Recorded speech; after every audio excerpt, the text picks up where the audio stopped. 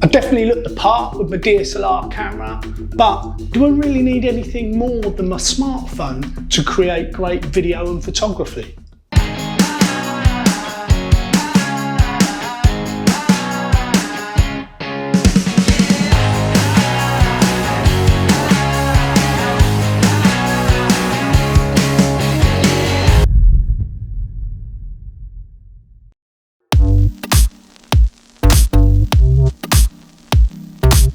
So about 18 months ago, I purchased a Canon EOS M50. When it was released in 2018, it was pitched as the best choice when you were going to step up from a smartphone with your video and your photography. And before we go any further, just consider that the information I'm giving you really is for, your advanced hobbyists or semi-professional. This probably isn't one for you guys that like to spend, £3,000, £4,000, £5,000 on a camera. So before we look at the Canon, let's just have a quick look at what the iPhone 11 Pro Max has to offer. So the iPhone 11 Pro Max, it has this triple camera setup, as you'll probably know. That is the wide, the ultra wide and the telephoto. It also, of course, has the front facing selfie camera. Each of those has got 12 megapixels and it shoots video up to 4K at 60 frames per second. It produces really nice crisp video and photography, particularly through these main cameras, not so much on the front facing camera, which is something to consider because, if you're doing vlogging or anything like that, I do find that people do quite often use the front facing camera, which is the worst camera out of all the cameras on the iPhone 11.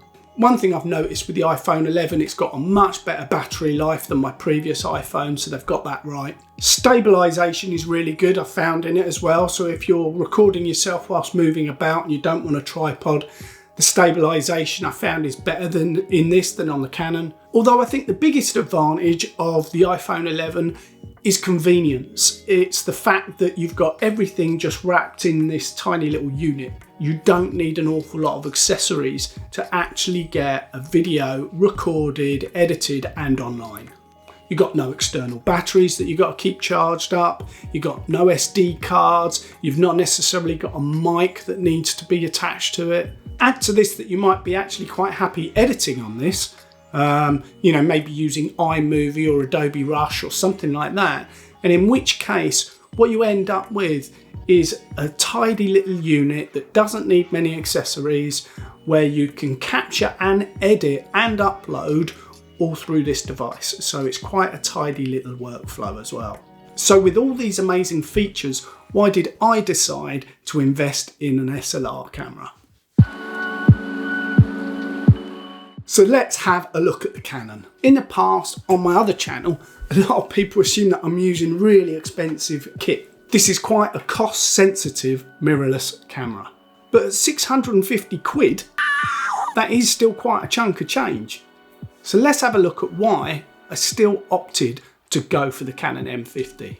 At the end of the day, I just didn't have enough control when it came to my smartphone.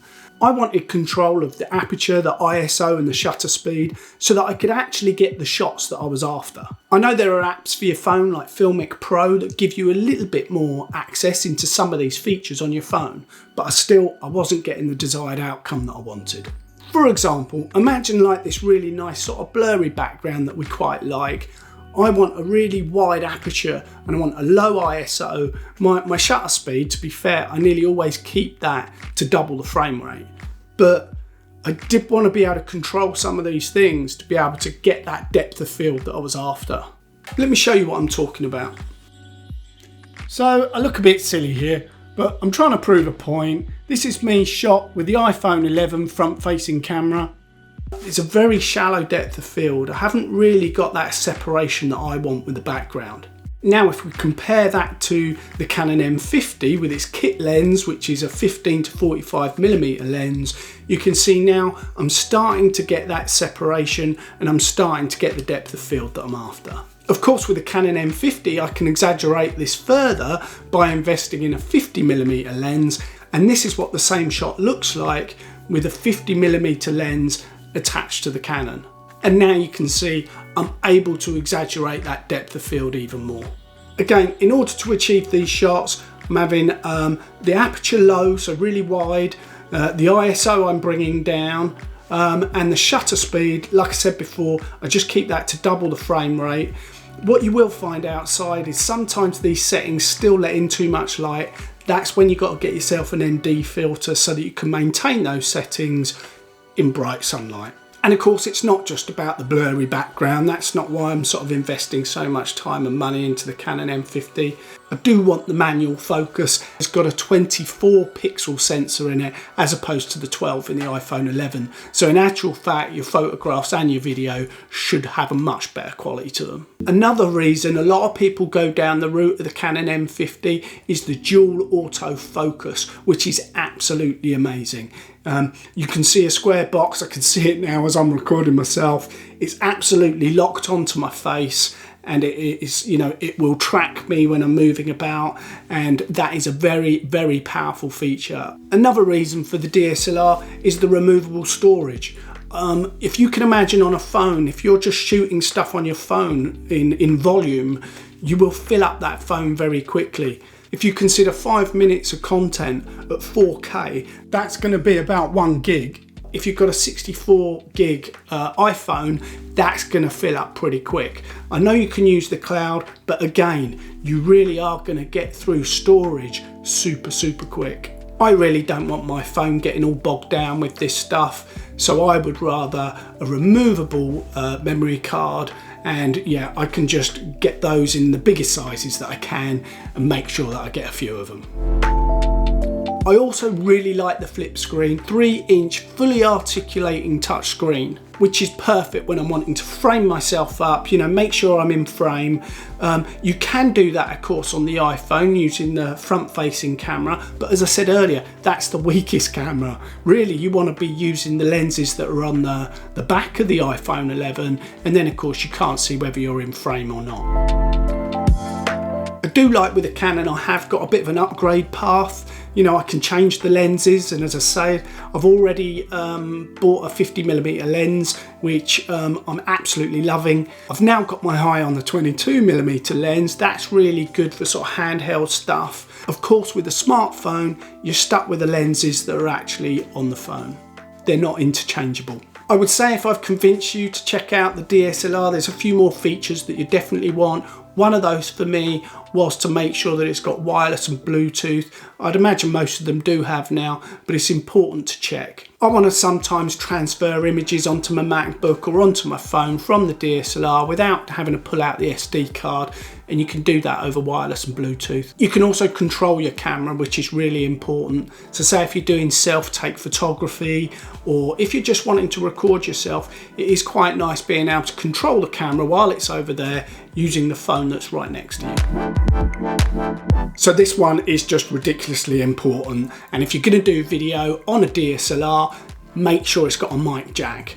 And the Canon M50 has. I can mount a shotgun mic on the top, I can plug it into the mic jack, and I'm away. It's also got a nice little mount in the top. Even though it's got a built-in flash, they've still given you the mount so I can put my microphone in that. So it's not dangling all around. If you've tried to attach a mic to an iPhone, then you'll know that you've got no mount on the iPhone. You'll have your mic all hanging down, and it really could use a mic, the iPhone. The audio quality without isn't great. The only way that you can sort of like mount a microphone onto an iPhone is to put it in a sort of cage type mount, and then of course you're bulking it out, and it's starting to get quite bulky, and it's now becoming more comparable in size to the compact DSLR like the M50, and that goes against the point of the convenience and ease of using such a small device to do some of this work. What I would say about audio, it's the one thing that I think people don't tolerate is poor audio quality in your videos, and it's one of the things that I've actually found the most challenging, just to make sure that you're keeping that audio quality at a very high level, because as I say, people don't tolerate, they'll almost put up with bad imagery, but many people won't put up with bad audio. Another advantage, it's not a major one, but of course I can have my script on my phone now because I'm shooting with the DSLR. Well, I wouldn't be able to do that, would I? If I was shooting on this, I wouldn't be able to read the script off it at the same time. So it's not a game changer, it's not a big thing, but it is actually very handy. The final thing that I really liked about the Canon M50 is I do quite a lot of photography, self-taken, just other types of photography, and I really wanted a built-in flash with the option to add external flashes via the mount if that's what I wanted to do.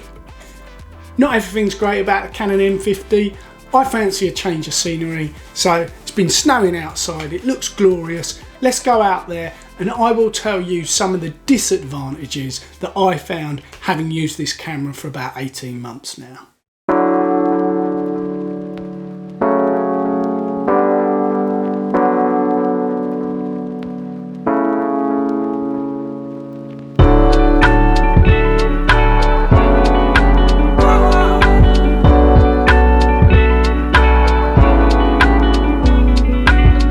So here we go, in the pub. Isn't it amazing? I kind of panicked at the start of lockdown, turned my little shed into a pub, and now it's getting used a few times a week. And yeah, welcome to the pub. As I was saying, it's not all sweetness and light with the Canon M50. It has got some shortcomings. Let's go through those now. The fact is, it's never going to be as convenient as your smartphone. It's just not. Like I say, slimline, sits in your pocket. You don't need any attachment or accessories, and you know that counts for an awful lot, I think. If you're someone that thinks anything less than shooting in 4K just isn't acceptable, then the Canon M50 isn't going to be for you. It has got quite a few shortcomings when it comes to 4K. You can only shoot up to 24 frames a second at 4K. I was talking before about the dual autofocus on the Canon M50, how fantastic it is. Well, at 4K, you've lost that. Seems to be gone. It really does struggle to track your face at 4K, and to me, that was quite disappointing. In addition to that, if you're the type of vlogger that holds your camera at arm's length, and you know, you use the kit lens, 4K has got a very heavy crop on it. You know, it's going to be right on your face. Yeah, that heavy crop does make those sort of shots difficult. So if you are the type of person that insists on 4K, you might have to go up a level, you might have to spend a few £100 more, and I do know that Sony has got some really good options at that level. Finally, I felt stabilisation on the camera was really quite poor. You know, it does feel like the stabilisation on the phone is better. So if you're the type of person that does a lot of shots where you're moving around and you want to hand hold, it's not great when it comes to stabilisation.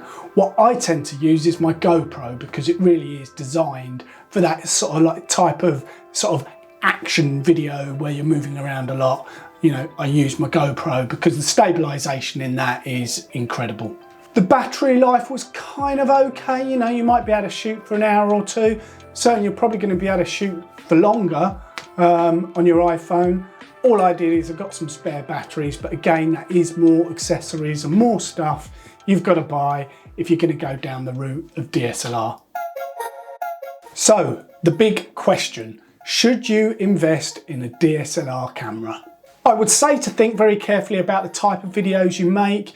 If you're just a casual vlogger and you don't feel like the aesthetics are that important, the message and the story is more important than how the aesthetics, then I would probably just stick with your phone because the workflow is so sweet, it's so quick, and having your phone in your pocket, it's just so much more convenient. So if you're doing that sort of casual type of work, I would go with the iPhone 11. The other thing to consider is be honest with yourself. How happy are you with the quality of the content you're producing? For me, I just wasn't getting what I wanted from the phone, and in order for me to keep doing this and be consistent, I have to be happy with the quality of what I'm producing, and therefore for me, I didn't really have much choice, regardless of whether it's convenient or not, and the additional expense and the extra bits that I got to buy. I kind of felt if I wanted to get that level of content, that quality, I was going to have to go down the route of DSLR.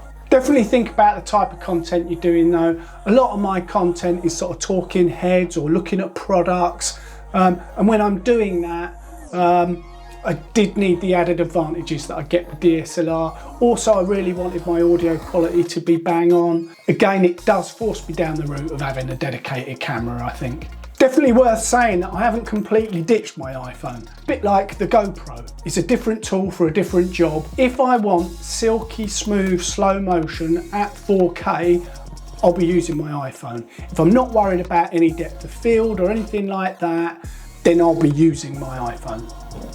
The ultra wide angle lens as well on the iPhone, incredible. If I'm wanting to do a shot where I'm sort of panning across a landscape, did a really nice one the other day, looking out across a river, reach for the iPhone, use that lens, 60 frames a second, 4K, so it's still got its uses. It's not completely redundant. I've not gone into much detail about actually shooting with the Canon M50. We'll hopefully do that on another video. What I will be doing at some point is looking at the Canon M50 in the context of an actual shoot.